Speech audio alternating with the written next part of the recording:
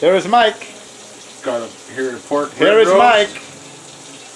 Take a sip, Mike. Okay. What we got there, Mike? Pork rib roast. Okay. We're gonna get these fucking. Don't swear. Gonna get these bones out of here. So we can cut it up, make some nice chow mein. But we don't want the bones.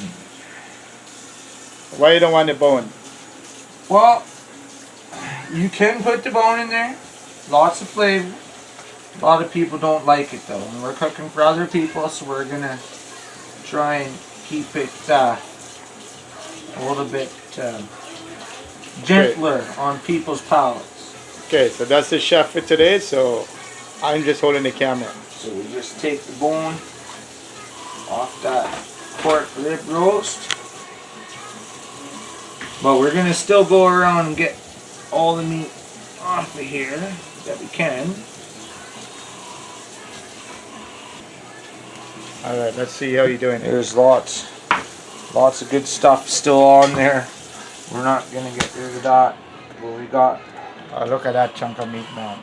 All the bone out of there is still a bit of fat and gristle, but that's fine. But here now we're gonna get into some fucking nice meat. I'm sorry about my language, but this is all choice meat here. Hold on. Even if you're from down south, which I hail from, when you get a deer, there's nothing wrong with doing this. Yeah, it takes a bit of time, but it's worth getting this meat because it's super friggin' tender. You'll never be disappointed. But I hear deer meat is good, is that true? Oh, venison is delicious, and a lot of people skip the ribs, is what I'd like to say. Like, a lot of people skip the ribs. Why are you skipping the rib? A lot of people do. I don't. It doesn't matter whichever animal it is. It's a bit of work, as you can see. It's a little bit harder to get that meat out, right? But everybody knows that when you cook a nice rib and you're chewing it, like, that's a nice piece of meat. That's gorgeous meat.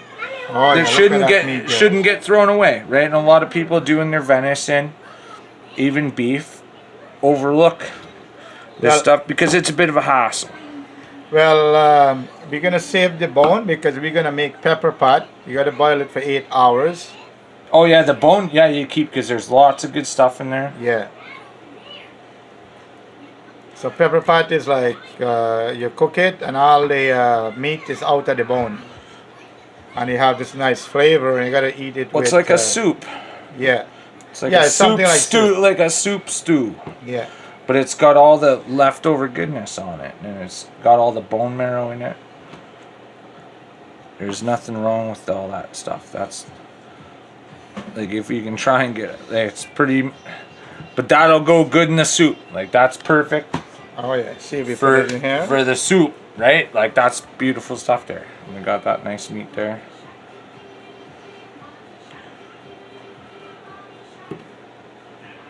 Anyway, I make the sauce, and this is the noodle right here. That's spaghetti, and just like I showed you guys before, this is chow mein. So that's what me and Mike cooking today. So like I said, it's a bunch of a hassle, and I've done this on deer myself, actually getting the rib meat out of ribs on venison before. Oh yeah. Just because a lot of people overlook it and they'll leave these out to the wolves, and I say no, take it. It's good stuff. There's nothing wrong with this meat. It's beautiful meat, especially because we're making chow mein. We're going to be cubing it. Okay. Throw it into the pot. There's nothing wrong with it. Take it. Bit of a hassle, but since you're in here with the knife, go for it. Well, you're the chef today, Mike, right? I Look at the camera. Look at the camera and tell the camera you're the chef today. I wouldn't say chef, but I can butcher some meat, that's for sure. All right. Done it for a lot of years. What are you doing? That is choice Yeah. rib meat. Look at that with a nice spot. Like, that's beautiful. You cube that up and put it in whatever stews, even just pan fried just for yourself to eat real quick. Okay. You know, you can put that bad boy away, and once we separate that from the muscle groups that we Yeah. need to, and don't forget, all these bones and leftover meat is going to go in the pepper pot. Yeah. The Guyanese Pepper The pot. Guyanese pepper pot where you just put it all in there. And it's going to be good. So we've got our nice choice meat there. Yeah, there's still some good stuff on here, but we can throw that for the pepper pot. Oh, we yeah. can use that for the other recipe. It's good stuff. Nothing Yeah. wrong with that. Now we move on to our big... This is what we got from the rib roast. Okay. Now what I like to do is find your muscle groups and separate your muscle groups. What's a muscle group? Well, the muscle groups are the different parts of the animal. Okay. Or even us humans, how you have different parts of your muscles. Yeah. They have to say their shoulders and everything. And this is part of the rib. So you actually have a bit of tenderloin on Okay. here. And if you get away from a bunch of this fat, which what you can do, and then separate it out. Look at that meat, eh? And then if you see what I've done here, you've got a pretty nice chunk of pork there Oh, with yeah. no bone on it, no nothing that you can do a lot with. Now we've got some other Yeah. parts. Now you can see parts of the rib here. This is good meat. This is Yeah. super tender stuff. But separate it from the fat. One second. Okay, so what are we doing now? Just still separating nice meat from the fat. You can leave a bit on there, but So still- are we cooking this for the birthday girl? yeah, oh yeah, this is for the birthday girl, and we're gonna be doing some nice chow mein, but you don't want too much fat on there because that does affect some people's palates. Yeah. But we're gonna take this fat, this extra fat that we're finding, and we're gonna put that in our cook-up pot. No, Or pepper what did you? pot, pepper pot. The Guyanese pepper pot, Yeah. where it's just gonna be some serious And goodness. Then, That's for traditional people. then we can get some like homemade bread because you gotta eat pepper pot with bread. Sure, but it's definitely for more traditional people. They're gonna eat stuff with the bones on it Yeah. and everything. But we've got some nice meat here. See who we gotta. Are you taking out the fat? Yeah, you gotta take some of that off there. Because Okay. for the chow mein, you want Yeah. just the beef. You don't want the chewy. Okay. You don't want the chew, but that's gonna go in good in the pepper pot or for rendering. Yeah. You make nice cooking oil out of this fat. Like that's nice fat right there. Yeah. Nothing wrong with that stuff. But for what we're going to be making, the chow mein, you want more of a lean meat. Not too fatty. But inherently this meat is fatty Yeah. because it's rib meat. So, get all that out of there. Okay, so what are we doing here now? We're just still getting a bit of this fat off of here. What's your internet password? Okay, so what are we doing? Still just trying to take off a little bit of fat here. Yeah. That's gonna go in the Look at how much pepper fat we pot. got. The Guyanese pepper pot, Yeah. which I know nothing about. You'll have to tune in for that. Yes, no. But you don't want too much of this fat going into the chow mein. A little bit, yeah. Try and take as much of it as you can off, but like I said, don't waste it. It's good stuff. See, we've cleaned off a lot of that. You know, it's pretty good. That's not bad. So start going against the grain.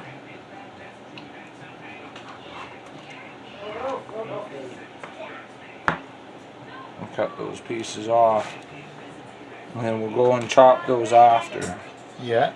into small chunks.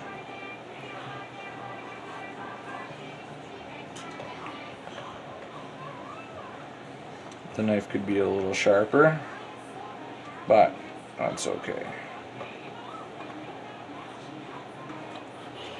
And the colder your meat is, the better it cuts. See that tail there? We can cut that right off. Okay. Don't need that.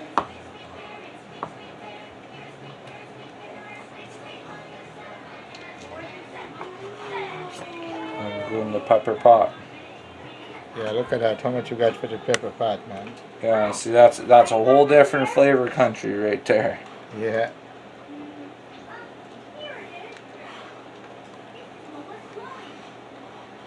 But like, look at that fucking meat, man. Look at that meat. That's beautiful. Look at the Oh marble. yeah, on that's that. beautiful, It's man. beautiful meat. Beautiful meat. Okay, and we've got all this down to room temperature, and that's the best way to slice and cook meat. Now, I want to try and find the grain on this son of a bun.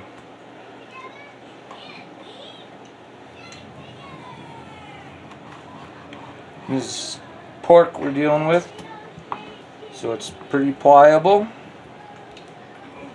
But we're trying to do nice chunks. So let's try and get some chunks going on here, nice strips. Trust me, So Mike is a good cook, man. We'll be able to chunk this. Almost like filleting a fish. If you ever filleted a fish, Yeah. very similar. Make sure that your first cuts are against the grain, so that way, I don't know if you can see it or not, but the grain goes. So when you bite into it, it's not chewy. If you're fighting with the grains, I don't know if you can see it on camera. It's really hard to see, but you know you'd want to eat it this way, so where the grains have gone this way. Oh yeah, I see. In it, you know, so it's easy to take bites off of it. Once it's fully cooked, it's very easy to take bites off of it. Very tasty, very easy to eat. You know, you don't want people's palates getting grossed out. Oh yeah. You know, so an easier piece of meat to eat is the better piece of meat to eat. So this one's just getting a little hammered up because we don't care about that one. Got lots to do. And again, see how the grain is running this way. Yeah. You want to cut it this way. So you're able to, you know, if you cut it this way, Yeah. you're going to be fighting every bite. Oh yeah. Hold on. Okay.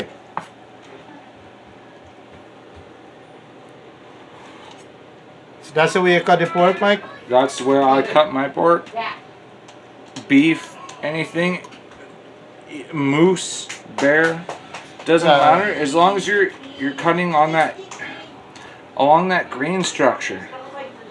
You know, because now like even if you were just a pan for like that is like basically a beautiful chunk of bacon, a giant chunk of bacon. Oh yeah.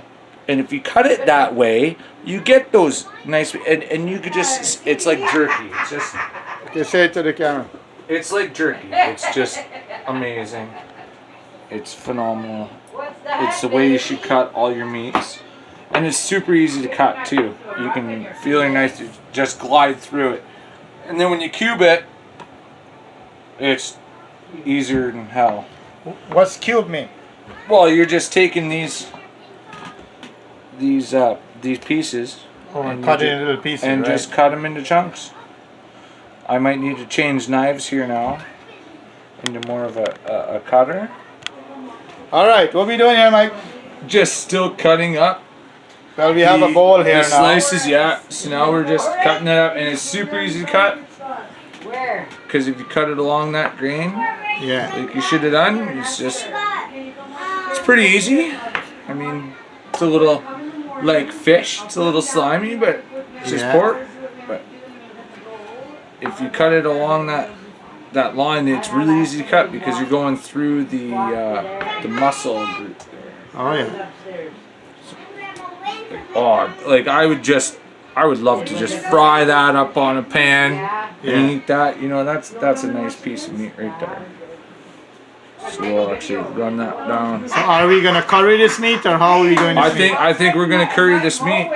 Okay. Is what we're gonna do. Once we get it going here, we'll patch in with everybody once we get this all cut up, because I've clearly got a lot to do, and then we'll start currying this. So tune in for that. Here, tell him. Tune in for that. Tune in for the currying of the pork. I was Yeah. gonna say beef. Well, I'm gonna If you make post it. part 2 of the video. So thank you guys for watching my video. Don't forget to subscribe, press that bell, and We'll have thumbs some up. curried pork going on. Yeah, we're gonna show you how we're gonna cook the curry pork. Me and Mike here. Yeah, This is my brother. It's gonna take us a while to cut all this up. So This is my white brother. Yo, look at the camera, yo. So thank you guys very much.